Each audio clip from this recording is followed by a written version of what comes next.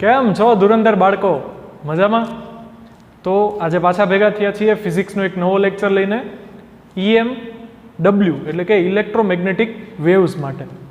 હવે ઇલેક્ટ્રોમેગ્નેટિક વેવ્સના આપણે લાસ્ટ લેક્ચરમાં જે ઇન્ટ્રોડક્શનનું લેક્ચર હતો એમાં જ આપણે બહુ બધું ડિસ્કસ કર્યું હતું, બરાબર. ડિસ્પ્લેસમેન્ટ કરંટ જેવી એક નવી ટર્મને આપણે સમજાતા, એની સાથે એસોસિએટેડ જે હિસ્ટ્રી હતી એની પણ વાત કરી હતી આપણે, બરોબર. અને લાસ્ટમાં આપણે મેક્સવેલના ઇક્વેશન, જે 4 ઇક્વેશન છે જે ઓલરેડી એક્ઝિસ્ટ જ કરતા હતા, એને મેક્સવેલે કઈ રીતે રિપ્રેઝેન્ટ કર્યા એ આપણે જોયું.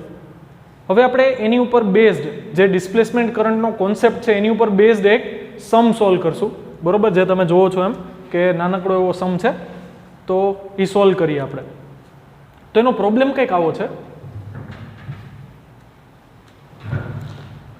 A parallel plate capacitor with circular plates of radius 1 meter has a capacitance of 1 nanofarad.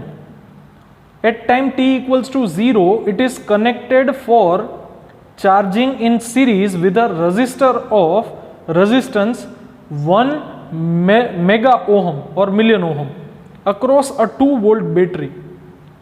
Calculate the magnetic field at point P halfway between the center and the periphery of the plates after time 10⁻³ seconds. It means after 1 millisecond તમારે point P પર magnetic field find out કરવાનું છે. The charge on the capacitor at time t is given by Q of t equals to CV bracket 1 minus exponential minus t upon tau, where the time constant tau is equals to CR. હવે બહુ બધો data આપી દીધો છે આપણને, process કરીએ ધીરે ધીરે, બરોબર. આ જે રેઝિસ્ટન્સ છે એ 1 મિલિયન ઓહમનું છે, બેટરી છે એ 2 વોલ્ટની છે, બરોબર. જે કેપેસિટર છે એનું કેપેસિટન્સ 1 નેનોફેરેડ છે. It means 10⁻⁹ ફેરેડ.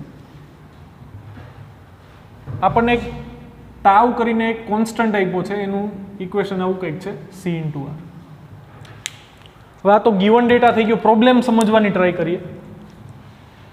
એક સર્ક્યુલર પ્લેટ કેપેસિટર છે. પેરેલલ પ્લેટ તો છે જ, બે પ્લેટ્સ એકબીજાને પેરેલલ છે આ રીતે, but square or rectangular plate નથી, સર્ક્યુલર પ્લેટ છે. ઇટ મીન્સ બે સર્ક્યુલર પ્લેટ એકબીજાની સામે સામે, સર્ક્યુલર શેપની શીટ છે એ આપણે કટ કરી અને સામે સામે રાખીએ આમ આ રીતે. તો આ જે પ્લેટ છે ને એ આમ સર્ક્યુલર હશે, આમ બોર્ડની અંદર પણ બહાર પણ, આ પ્લેટ પણ એમ હશે. હવે તમને શું કીધું છે કે આ જે પ્લેટ છે ને એની રેડિયસ 1 મીટર છે. ઇટ મીન્સ આ સેન્ટરથી તમે એન્ડ સુધી જાઓ તો એ 1 મીટર ડિસ્ટન્સ થશે.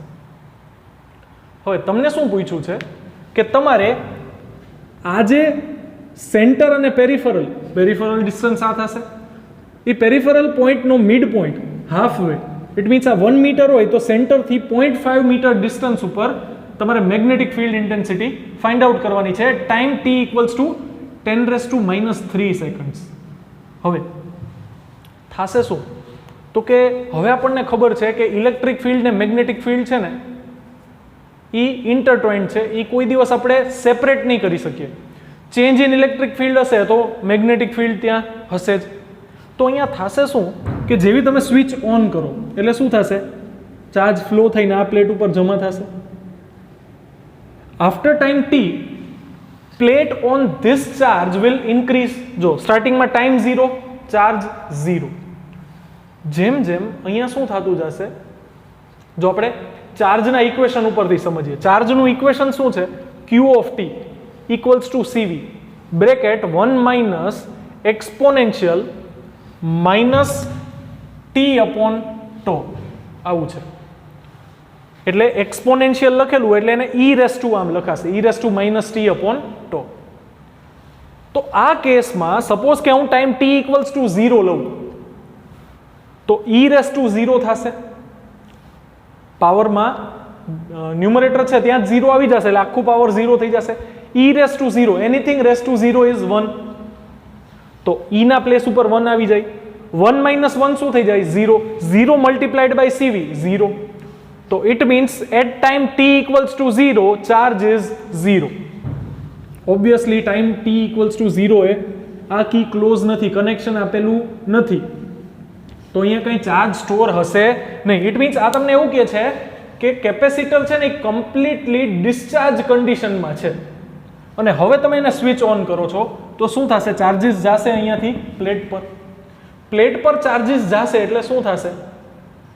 તો કે ચાર્જીસ સ્ટોર થાય, ઇન્ક્રીઝ થાય, એટલે ઇલેક્ટ્રિક ફિલ્ડ ઇન્ક્રીઝ થાય. હવે જેવું ઇલેક્ટ્રિક ફિલ્ડ ઇન્ક્રીઝ થશે એ શું કરશે? મેગ્નેટિક ફિલ્ડ ઇન્ડ્યુસ કરશે. શું કામ? બીકોઝ આપણે એવું કીધું હતું કે જેવું આ જ્યારે ચાર્જ થશે અને ડિસ્ચાર્જ થશે, તો જ્યારે ચાર્જ ને ડિસ્ચાર્જ થાય ત્યારે તમને કેપેસિટરની બે પ્લેટ વચ્ચે ડિસ્પ્લેસમેન્ટ કરંટ જોવા મળે. ડિસ્પ્લેસમેન્ટ કરંટ ક્યારે જોવા મળશે? Either capacitor is charging or it is discharging. હવે આપણી પાસે અત્યારે કઈ કન્ડિશન છે? તો કે કેપેસિટર ચાર્જિંગ વાળી કન્ડિશન છે. તો આફ્ટર સર્ટેન ટાઈમ, બરોબર, આ જ્યારે કેપેસિટર ચાર્જ થાય છે, મેક્સવેલે શું કર્યું હતું? મેક્સવેલે આ જ કર્યું હતું ને. કેપેસિટર જ્યારે ચાર્જ થતું હતું ત્યારે એને બે પ્લેટની વચ્ચે એક મેગ્નેટિક નીડલ મૂકી, તો એ શું થઈ? ડિફ્લેક્ટ થઈ. ઇટ મીન્સ ત્યાં મેગ્નેટિક ફિલ્ડ પ્રેઝન્ટ છે. હવે ઈ મેગ્નેટિક ફિલ્ડ ક્યાંથી આવ્યું? તો કે એમ્પિયર સર્કિટલ લો એવું કહે છે કે જો મેગ્નેટિક ફિલ્ડ હશે તો કાંઈક કરંટ એન્ક્લોઝડ પણ હોવું જોઈએ. તો અહીંયાના કરંટને આપણે IC કીધું હતું, યાદ આવતા હે?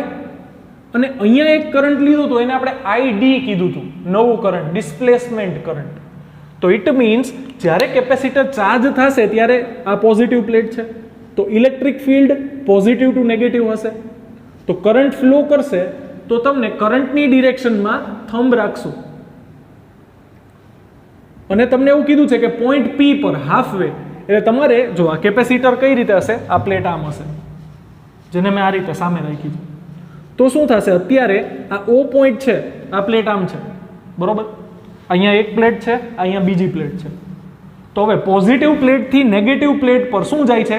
કરંટ ફ્લો કરે છે, બીકોઝ ઇલેક્ટ્રિક ફિલ્ડ છે એ ચેન્જ થશે વિથ રિસ્પેક્ટ ટુ ટાઈમ. તો તમને ડિસ્પ્લેસમેન્ટ કરંટ મળશે. જો આ અપર પ્લેટ છે જે બોર્ડ પર ઇન્ડિકેટ કરી છે, અને લોઅર પ્લેટ છે ને આમ બોર્ડની બહાર છે. હવે શું થશે? Positive to negative current flow થશે. ઇટ મીન્સ ડિસ્પ્લેસમેન્ટ કરંટ અંદર હશે બોર્ડમાં આમ. હવે પોઈન્ટ ક્યાં છે? P અહીંયા આ બાજુ. તો જો હું ફિંગર્સને કર્લ કરું તો મને ઇલેક્ટ્રિક ફિલ્ડ મળશે, સોરી મેગ્નેટિક ફિલ્ડ મળશે. ઇલેક્ટ્રિક ફિલ્ડ તો આ રીતે મળશે.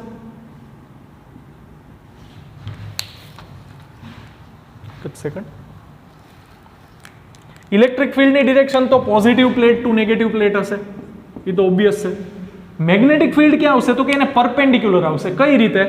તો કે થશે શું? તો કે ડિસ્પ્લેસમેન્ટ કરંટ આ રીતે થાય. અહીંયા હું ઇન્ડિકેટ કરી જ દઉં છું, ડિસ્પ્લેસમેન્ટ કરંટ ID. હવે પોઈન્ટ P કઈ બાજુ છે? તો કે આ બાજુ છે. તો ફિંગર હું થંબ પ્લેસ કરું કરંટની ડિરેક્શનમાં, અને ફિંગર છે રાઈટ હેન્ડ સાઈડ, તો ફિંગર્સને હું પોઈન્ટ ત્યાં કરું, અને હવે ફિંગર્સ કર્લ કરું તો શું થશે? B છે એ ઇનવર્ડ્સ આવશે. હવે B ઇનવર્ડ્સ આવશે એ તમારે ફાઇન્ડ આઉટ કરવાનું છે. ક્યાં? તો કે આ પોઈન્ટ P પર. તો આ કેસમાં પ્લેટ આ રીતે છે, તો મેગ્નેટિક ફિલ્ડ લાઇન્સ છે ને એ પ્લેટમાંથી પાસ થતી હશે. જો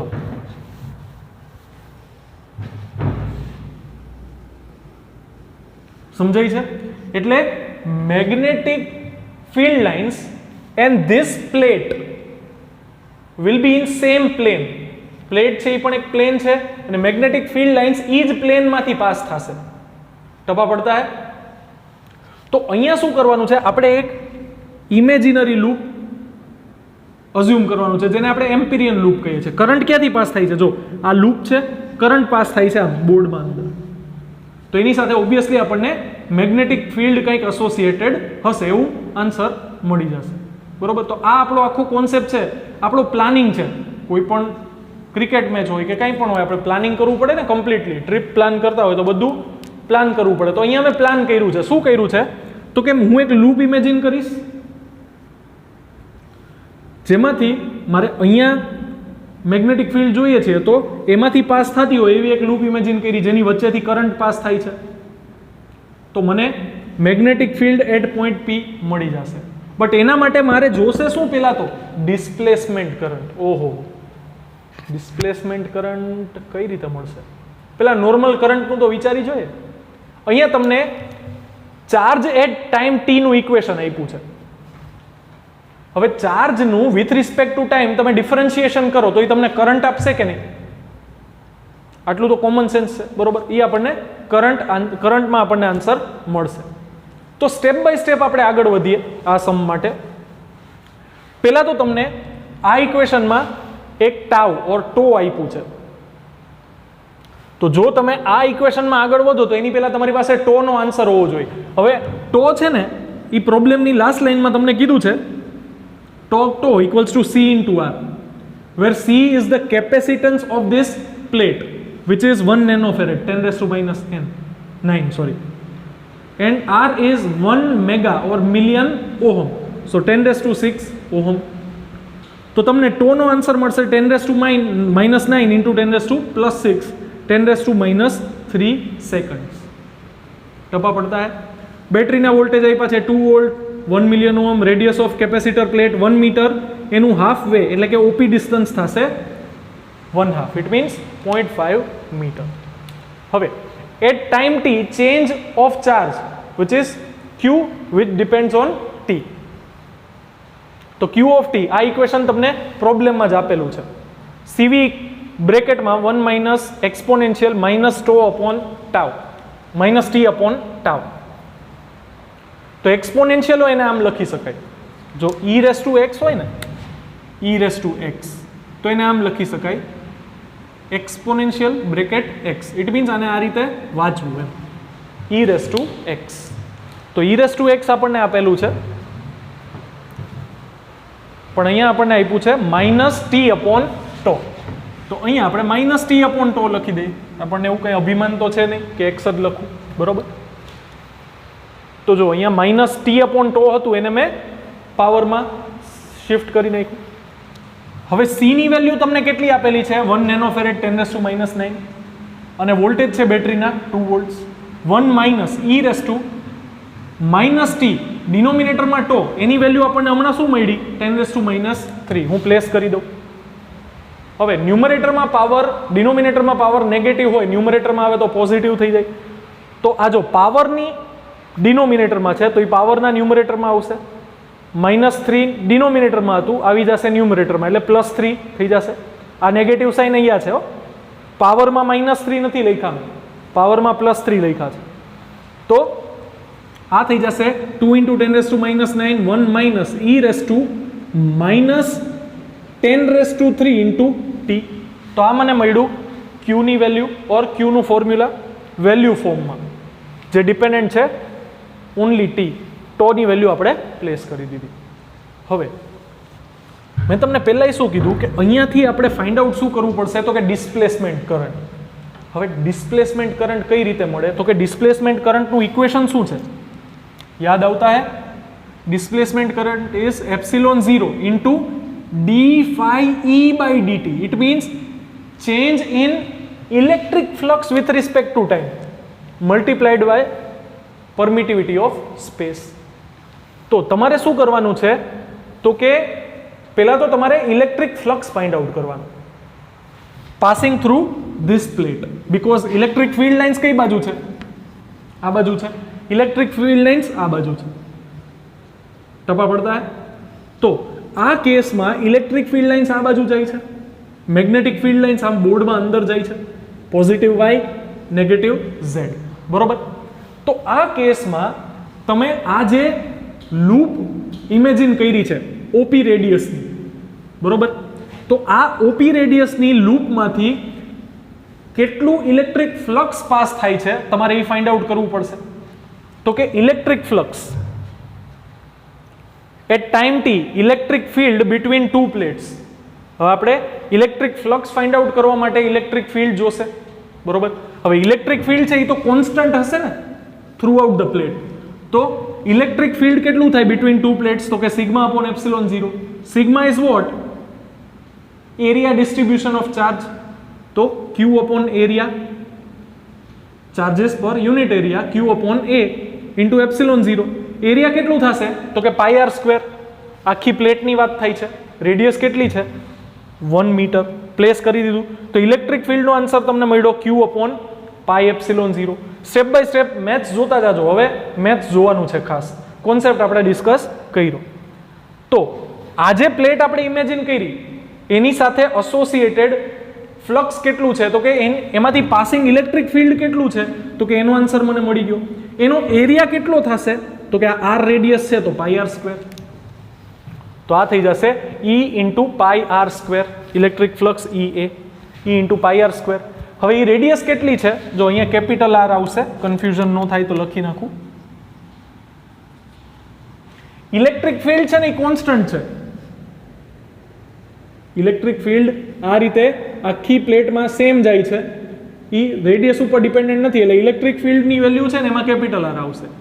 બટ ફ્લક્સ છે આપણે એરિયા ઉપર ડિપેન્ડન્ટ છે, તો આખી પ્લેટમાંથી ફ્લક્સ પાસ થતું હશે એના કરતાં નાની પ્લેટમાંથી ઓછું ફ્લક્સ પાસ થશે, તો એની નાના એરિયા માટે નાની રેડિયસ લીધી આપણે. ઇલેક્ટ્રિક ફિલ્ડ તો સેમ છે Q અપોન પાઈ એપ્સિલોન 0. આ પાઈ અને હવે રેડિયસ કેટલી લેવાની છે નાની પ્લેટની તો કે half of 1, it means half.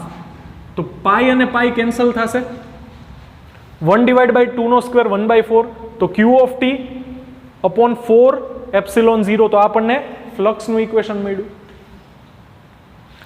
હવે Q ની વેલ્યુ આપણને અહીંયા મળી છે 2 into 10⁻⁹ bracket 1 minus e raise to minus 10⁻³ into T. હવે તમને શું પૂછ્યું છે કે find magnetic field at time t equals to 10⁻⁻3. હવે 10⁻³ સેકન્ડે તમારે મેગ્નેટિક ફિલ્ડ ફાઇન્ડ આઉટ કરવું હોય તો ડિસ્પ્લેસમેન્ટ કરંટ પણ ત્યારનો જ ફાઇન્ડ આઉટ કરવો પડે. તો આ કેસમાં હું શું કરું છું તો કે ડિફરન્શિએટ કરું છું. કરંટ ફાઇન્ડ આઉટ કરવા માટે મારે શું કરવું પડે, ચાર્જને with respect to time differentiate કરવા પડે. તો આ થઈ જશે Q ના પ્લેસ ઉપર dQ/dt equals to 2 into 10⁻⁹ as it is.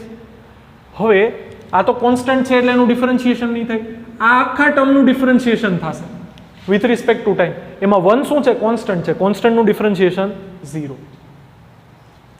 હવે ખાસ મેથ્સનું અહીંયા ધ્યાન રાખવાનું છે, બરોબર. મેથ્સનું ટર્મ આવે છે એટલે આપણે ખાસ ધ્યાન રાખવું પડશે, બરોબર. રાઈટ સાઈડમાં કેટલી જગ્યા છે, નહીં, કટ ટુ કટ જ ચાલીએ છીએ આપણે, એટલે રાઈટ સાઈડ નહીં પોસિબલ થાય, અહીંયા જ સમજાવી દઉં.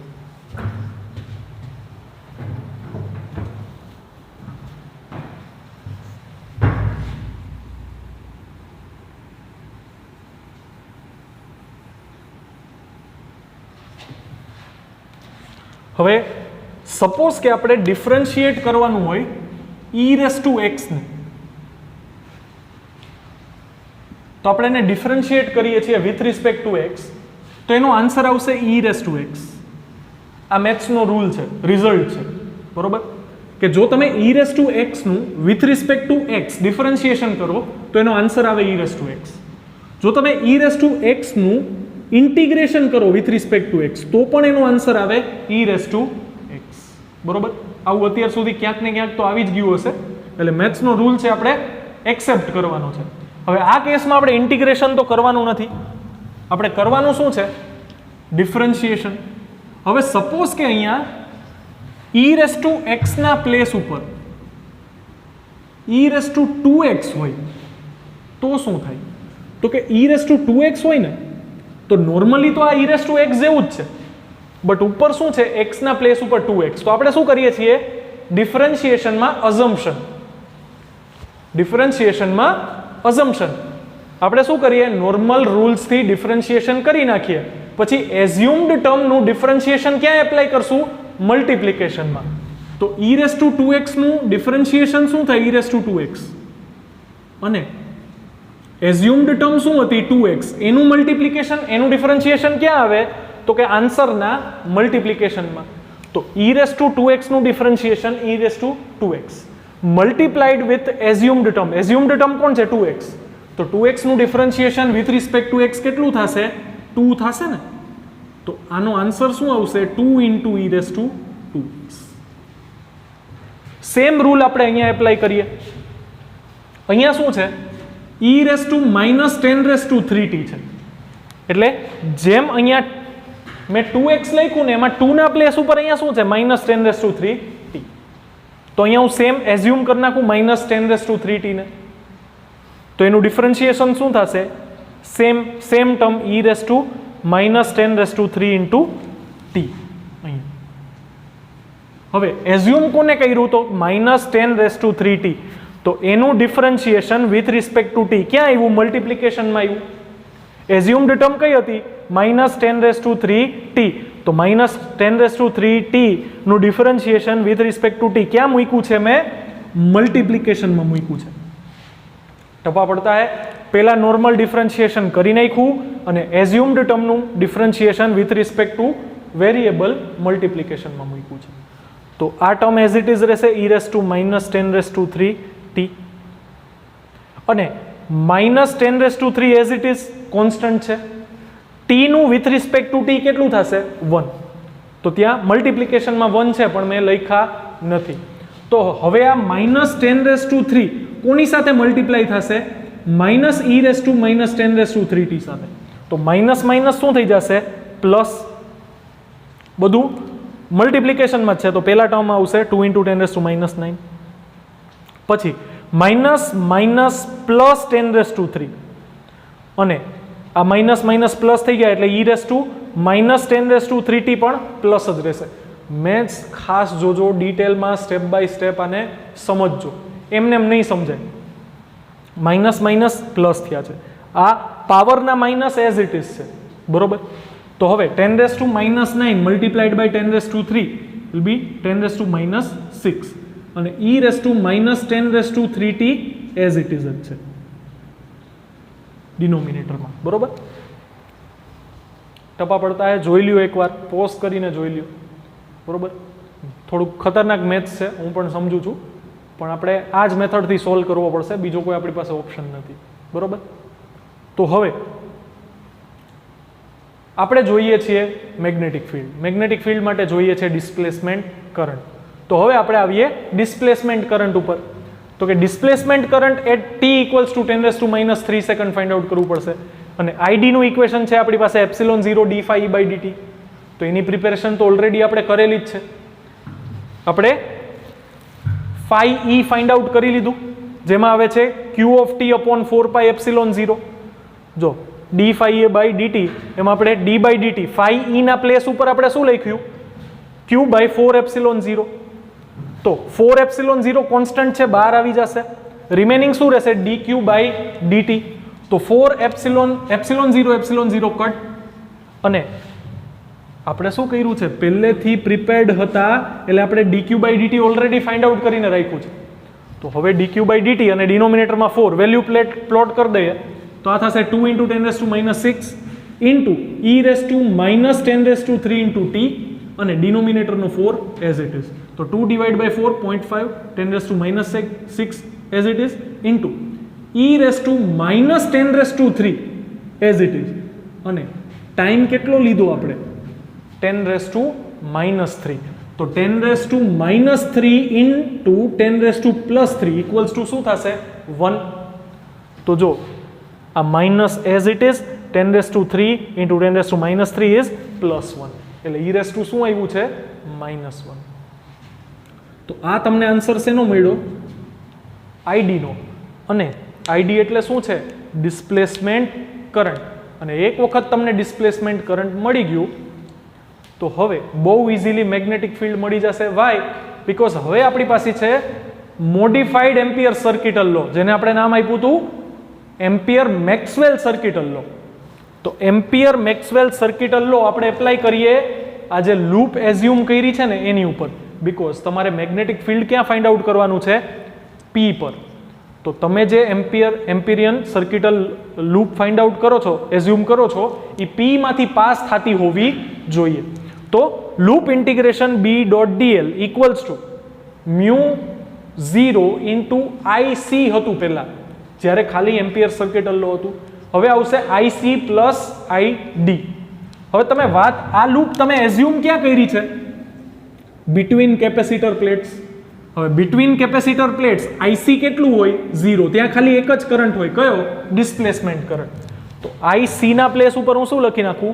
0, અને અહીંયા આવશે આઈડી. હવે આઈડી ની વેલ્યુ ઓલરેડી તમે ફાઇન્ડ આઉટ કરેલી છે. μ0 ની વેલ્યુ તમને ખબર છે 4 પાઈ ઇન્ટુ 10⁻⁷. અહીંયા તમે લૂપ ઇન્ટિગ્રેશન કરો છો એટલે peripheral distance of this loop આવશે જેની રેડિયસ 0.5 મીટર છે, એટલે એની જગ્યાએ મેં 2πr લખ્યું છે, બરોબર. 2πr ડિનોમિનેટરમાં જશે, 2π ઇન્ટુ r છે એના પ્લેસ ઉપર 1/2 લખ્યું છે. ન્યુમરેટરમાં μ0 છે એટલે આવશે 4π ઇન્ટુ 10⁻⁷. ચેક કરી લઉં ખાલી, દેખાય છે બધું? યસ, કટ ટુ કટ ચાલીએ છીએ આપણે. તો આ થઈ જશે μ0 ના પ્લેસ ઉપર 4π ઇન્ટુ 10⁻⁷, આઈડી ના પ્લેસ ઉપર આ વેલ્યુ જે આપણે ફાઇન્ડ આઉટ કરી 2πr, 2π into r is radius of this Amperian loop which is 1/2 metre. તો એ ત્યાં પ્લેસ કરી. હવે તો એકદમ સિમ્પલ જ છે. e ની વેલ્યુ e⁻⁻1 છે, ડિનોમિનેટરમાં આવી જશે +1, અને e ની વેલ્યુ આપણને ખબર છે 2.72. બધી વેલ્યુ પ્લોટ કરશું તો તમને ફાઇનલી, હવે તમારે કરવાનું છે ફાઇનલી બી નો આન્સર તમને મળશે 0.74 ઇન્ટુ 10⁻13 ટેસ્લા. 0.74 ઇન્ટુ 10⁻13 ટેસ્લા, બરોબર. આ કેલ્ક્યુલેશન તમારે જાતે કરવાનું છે લાસ્ટમાં. બાકી ઓલમોસ્ટ બધું આપણે કમ્પ્લીટ કરી જ લીધું છે. લાસ્ટનું જે કેલ્ક્યુલેશન છે એ તમારે જાતે કરવાનું છે, બરોબર. તો આ હતો આપણો નાનકડો એવો સમ. જે નાનકડા એવા સમમાં આપણે આ પોઈન્ટ ઉપર મેગ્નેટિક ફિલ્ડ ફાઇન્ડ આઉટ કરવું છે, તો એના માટે આપણે બહુ બધી મહેનત કરવી પડશે, બરોબર. Ampere Maxwell circuital law apply કરવો છે તો આપણે જોશે કરંટ એન્ક્લોઝ. જે કરંટ એન્ક્લોઝડ શું છે? Displacement current. અને ડિસ્પ્લેસમેન્ટ કરંટ ફાઇન્ડ આઉટ કરવા માટે તમારે ફાઇન્ડ આઉટ કરવું પડે change in electric flux. Change in electric flux માટે તમારે ફાઇન્ડ આઉટ કરવું પડે ઇલેક્ટ્રિક ફિલ્ડ. ઇલેક્ટ્રિક ફિલ્ડ માટે જોશે ઇલેક્ટ્રિક ચાર્જ. ચાર્જનું ઇક્વેશન આપ્યું છે, ઘણી બધી લાંબી આખી પ્રોસિજર છે એ તમે જોઈએ જ કે કઈ રીતે ચાલ્યું, બરોબર. ખાસ મેથ્સ ધ્યાન રાખજો, હજી એક વખત કરાવી દઉં છું, બરોબર. જો અહીંયા શું થયું, તમારે ડિફરન્શિએટ કરજો. હવે તમે પોઝ કરી અને નોટ કરી લ્યો આને, બરોબર. અને પોઝ કરી અને નોટ કરી લો એટલે આપણે થોડુંક આનું મેથડ્સ જોઈ લઈએ.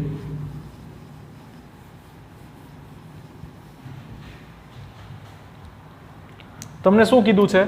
તો કે you have to differentiate with respect two T -e⁻⁻10⁻³ બરોબર. હવે આ નેગેટિવ સાઇન છે એને બહાર લઈ લો તો પણ વાંધો નહીં, કારણ કે ડિફરન્શિએશનમાં આપણને ખબર જ છે કે શું થશે. કોન્સ્ટન્ટ ટર્મ છે એ એઝ ઇટ ઇઝ રહેશે. કડાકા ભડાકા થાય છે જબરદસ્ત. તો આ થશે નેગેટિવ સાઇન. હવે e⁻x છે, જેમ અહીંયા આપણે એઝ્યુમ કર્યું હતું 2x ના પ્લેસ ઉપર x અથવા x ના પ્લેસ પર 2x, તો એઝ ઇટ ઇઝ એ તો એમને એમ જ રહેશે. તો જે આખું ટર્મ છે ને પહેલા એને લખી જ નાખ્યું -10⁻³ અને મલ્ટિપ્લિકેશનમાં t. હવે એકચ્યુઅલી અહીંયા હોવું જોઈએ e⁻t, પણ છે શું? e⁻−10⁻³ તો જે ટર્મ એઝ્યુમ કરી છે, કઈ ટર્મ એઝ્યુમ કરી છે? તો કે પાવરમાં જે કંઈ પણ છે ને એ બધું એઝ્યુમ કરેલું છે -10⁻³ એનું ડિફરન્શિએશન કરો with respect to variable. Variable કોણ છે? t. અને એને મલ્ટીપ્લાય કરી નાખો આન્સર સાથે. તો હવે આ થશે e⁻−10⁻³ ઇન્ટુ, હવે અગેન આ કોન્સ્ટન્ટ છે મલ્ટીપ્લાઈડ વિથ વેરિયેબલ, તો કોન્સ્ટન્ટ એઝ ઇટ ઇઝ રહેશે. અને વેરિયેબલનું કેટલું થશે? t નું with respect to t answer આવશે 1.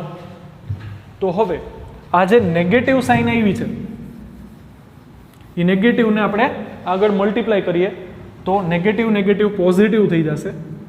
આ રહેશે e⁻−10⁻³ ઇન્ટુ નેગેટિવ તો આગળ મલ્ટીપ્લાય થઈ ગયું તો ખાલી રહેશે 10⁻3. તો આ આન્સર થઈ ગયો 10⁻3 ઇન્ટુ e⁻10⁻³ અને t, જે આપણે અહીંયા પ્લેસ કર્યો છે. જો e⁻−10⁻³ અને 10⁻3, બરોબર. જો નોટ કરીને લખવું હોય, બરોબર, ફ્યુચર રેફરન્સ માટે અથવા બીજા કોઈ સમમાં ચેપ્ટરમાં આવશે તો એના રેફરન્સ માટે પણ assumption in differentiation. Assumption in differentiation. બરોબર. આ મેથડનો યુઝ કરી અને આપણે આનું સોલ્યુશન લઈ આવ્યા છીએ. બરોબર. તો એકદમ નાનકડો એવો શોર્ટ એન્ડ સ્વીટ સમ છે જે આજે આપણે સોલ્વ કર્યો. અને હવે આપણે વાત કરવાના છીએ ઇલેક્ટ્રોમેગ્નેટિક વેવ્સની. હવે ઇલેક્ટ્રોમેગ્નેટિક વેવ્સ છે એના કોન્સેપ્ટ, એના કેરેક્ટરિસ્ટિક, એ બધું આપણે નેક્સ્ટ લેક્ચરમાં ડિસ્કસ કરશું. એની હિસ્ટ્રીથી સ્ટાર્ટ કરશું અને ધીરે ધીરે એમાં આપણે આગળ જશું. બરોબર. તો આજ એ ટોપિક મોટો છે, આજે પૂરો નહીં થાય, તો આપણે નેક્સ્ટ લેક્ચર ઉપર રાખીએ છીએ. હોમવર્કમાં તમારે બસ આ એક નાનકડો short and sweet sum solve કરી અને મને સેન્ડ કરવાનો છે. બરોબર. કાંઈ પણ ડાઉટ હોય તો તમે ગમે ત્યારે મને કોલ મેસેજ કરી શકો છો. તમને ખબર જ છે ધુરંધર બાળકો બધાય. તો મળીએ નેક્સ્ટ લેક્ચરમાં. ત્યાં સુધી keep preparing. All the very best. Thank you very much.